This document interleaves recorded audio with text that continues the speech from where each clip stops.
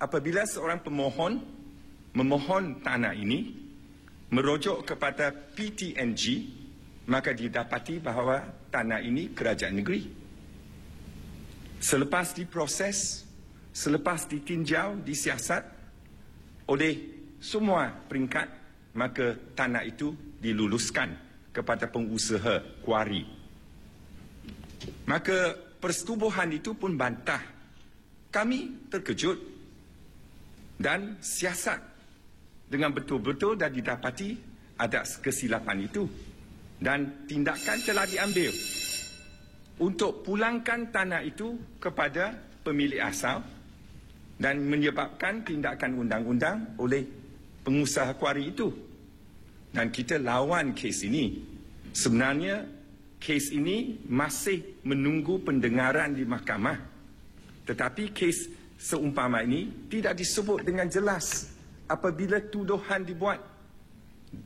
Apabila tidak memberi maklumat yang lengkap, seolah-olah nak mempesongkan perkara ini. Dan itulah yang saya tak setuju. Sebab ianya sebenarnya berunsur berpolitik. Jauh lebih daripada ingin menyelesaikan masalah.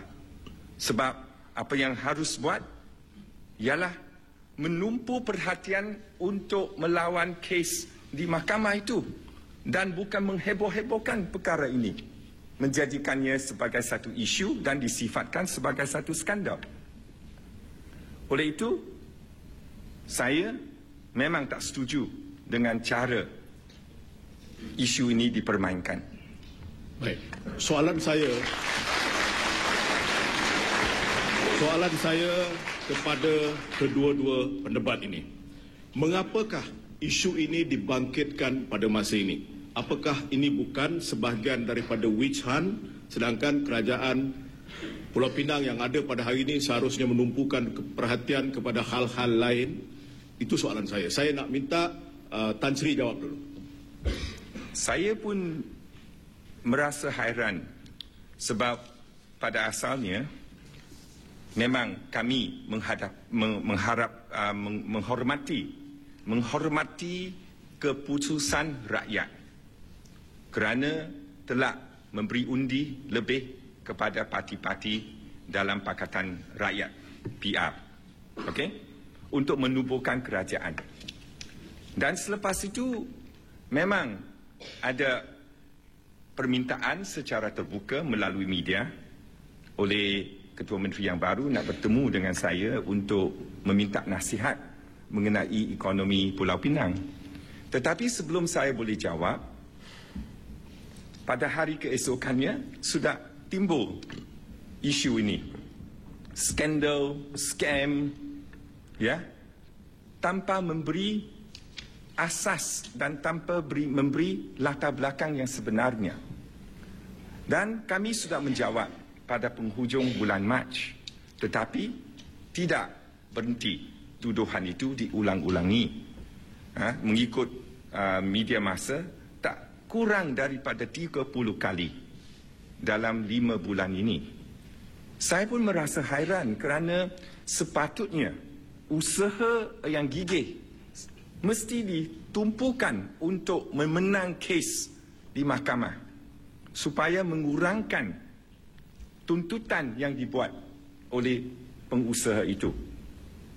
Seolah-olah kerajaan negeri sekarang ini mengakui angka 40 juta ini sebagai kerugian, tetapi kerajaan yang dulu tidak mengakui. Kami memperjuangkannya dalam mahkamah. Oleh itu, saya katakan bahawa inilah sesuatu yang telah dipolitikkan, keterlaluan, excessive politicking. Seolah-olah tujuannya ialah untuk menjatuhkan maruah dan keyakinan rakyat kepada kerajaan yang dahulu. Ya, dan angka-angka yang diberi ini diubah-ubah. Dan saya pun nak sentuh satu kes yang dikatakan 84 juta itu Sebenarnya 80 juta itu ialah anggaran kos pengambilan tanah untuk pembesaran empangan Mengkuang supaya meningkatkan simpanan air di negeri Pulau Pinang. Anggaran itu dibuat pada 5 tahun dahulu, tetapi pengambilan tanah dibuat pada tahun lepas, penghujung tahun lepas. Maka ada perbezaan harga tanah. Dan ini dijadikan satu isu. Saya kata ini tak tepat langsung. Okey, terima kasih Tan Sri. Yang Mak Berhormat. Bila kerajaan baru dibentuk, kami melancarkan urus tadbir CAT, iaitu kompetensi atau cekap, accountability dan transparency atau telus. Dan di sini kalau kita terjumpa atau mendapati ada kes-kes rasuah, takkan kita ikut cara lama, tutupnya semua, tak dedakan dia kepada rakyat. Saya rasa adalah tanggungjawab untuk sebagai sebuah kerajaan yang mengamalkan sistem CAT. Sekiranya ada skandal rasuah sedemikian, skandal tanah sedemikian, adalah tanggungjawab untuk bagi rakyat tahu. Dan selama 18 tahun ini, kalau tidak ada kerajaan baru, saya percaya sekarang rakyat pun masih tidak tahu. Dan oleh demikian, saya agak kesahlah bahawa sehingga sekarang masih cuba tutup dan membela mereka yang bersalah. Kami tidak pun setuju dengan angka 40 juta yang dipohon. Kami pun melawan dia. Tetapi siapa? Ini angkara siapa? Ini yang kita nak tahu. Ini angkara siapa? Mengapa sehingga sekarang mereka pegawai yang bertanggungjawab tidak ada sebarang tindakan diambil? Ini yang kita nak tanya.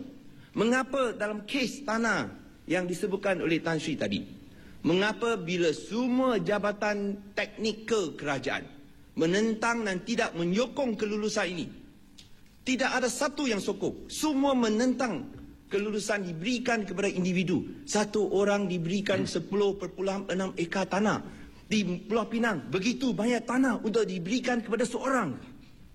Tapi diberikan juga, semua pun ditentang oleh semua jabatan teknikal. Nah, itu yang kita nak tanya. Di manakah kepentingan awam?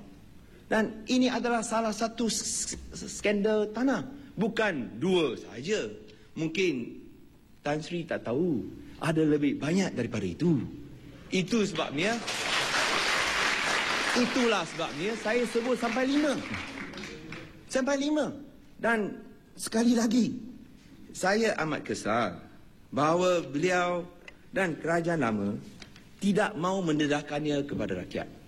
Apa salahnya kalau ini bukan ada unsur-unsur yang tak betul? Mengapa rakyat tidak tahu? Ada 5 kes yang saya sebut tadi.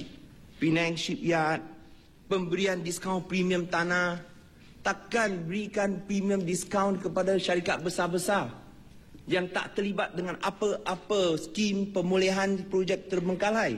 Diberikan premium diskaun untuk tanah kekal. Mengapa ia diberikan sedemikian?